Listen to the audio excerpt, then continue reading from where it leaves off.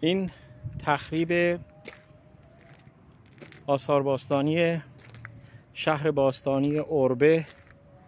مربوط به دوره ساسانیان در شهرستان باغملک محله منجنیق است که توسط کارشناسان ناکارشناس میراث فرهنگی شهرستان باغملک اتاقک هایی که مربوط به دوره ساسانیان بوده این اتاقک ها رو تخریب کردن. این بقایای به جا مانده از برج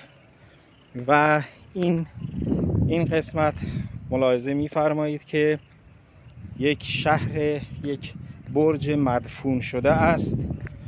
و به جای آنکه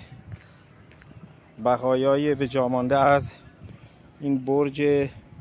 دوره ساسانیان و متاسفانه میراث فرهنگی شهرستان باغملک به جای مرمت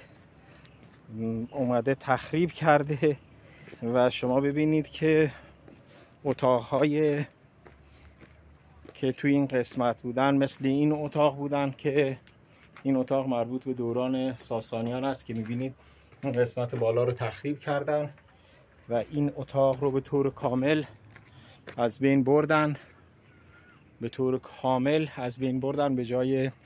مرمت تخریب رو انتخاب کردن و همینطور این اتاق رو میبینید که به طور کامل تخریب شده و همینطور این اتاق که باز به طور کامل تخریب شده. حالا رفتن سراغ اتاقهای بعدی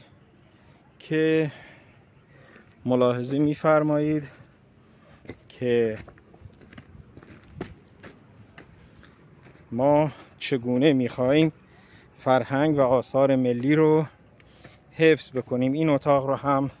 شروع کردن به تخریبش و اتاقهای دیگه هست که شما ببینید این اتاق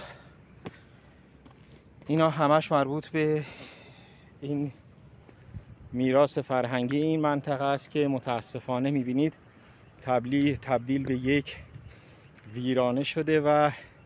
اینا آثار تخریب و آثار به جا مانده از تخریب این بناهای با ارزشه.